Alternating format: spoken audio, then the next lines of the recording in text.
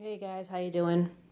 So I thought I'd give you an updated tour of my bushcraft bag, and I actually have the bag now, so I will show you the bag and how I put everything on it and in it.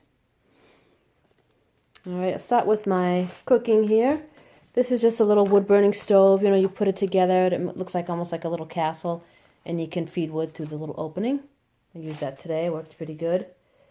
It's just one of those like pocket rocket type stoves if I want to cook that way. And just a cup, and this is just a cover I made for it out of pie plate. Just a little piece of aluminum foil and a striker if I use that. And there's a bag for trash, and this is a copy of my license with some phone numbers on it you don't need to see. Now to the water. I have this metal canteen for water, and I just attach this wire to it, so if I wanted to hang it over a fire, I can do that. A dry bag if I need to gather a bunch of water and carry it a little bit of a distance. And that's my water filter. And I got a couple survival items, just a couple little extra compasses and a can opener. And I keep everything in that mesh bag that's kind of like survival water type of thing. Oh, I forgot this is a long-handled spoon. Forgot to show that. Alright, these are the different tools that I bring with me. Just a folding shovel, which sucks. Don't ever get that. This axe doesn't work very good either. It's a folding saw. I like that. A couple of bushcraft knives. A sharpener, and this is just a small little knife if you ever want to do any fine carving or whatever.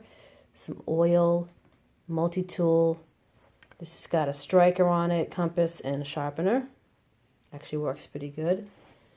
And so I can keep my girly hands, I've got just some gloves that I had on hand.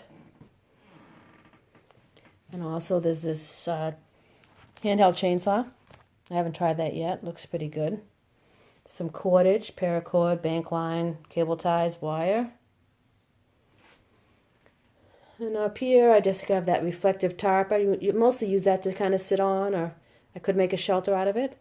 Also have a couple contractor bags. This is basically my fire kit, and it goes in that mesh bag. Different types of matches, magnesium, lighter, flint and steel, char cloth, all different kinds of tinder. Stick in there. This is basically my little hygiene kit. I keep that in that orange mesh pouch. Chapstick, bug repellent, wet ones, sanitizer, and tissues. This is like a cheap headlamp with some batteries, emergency blanket, and those little stick-on warmers. And that is my first aid kit. So I figured since I'm going to be doing bushcraft type things that, I'm more likely to get injured. So I have a little bit more here than I might in some of my other kits. Some tweezers, a razor blade, just some Visine in case you get something in your eye, you can flush it out. Different types of bandages and butterfly bandages. Gauze, big gauze, scissors, tape, alcohol preps, antibiotic, tampon, wound seal, little scalpel blade, Motrin. It's basically all that I would need. Remember, this is not for any overnight. This is just, it'd only be an overnight if it was an emergency situation. Iodine.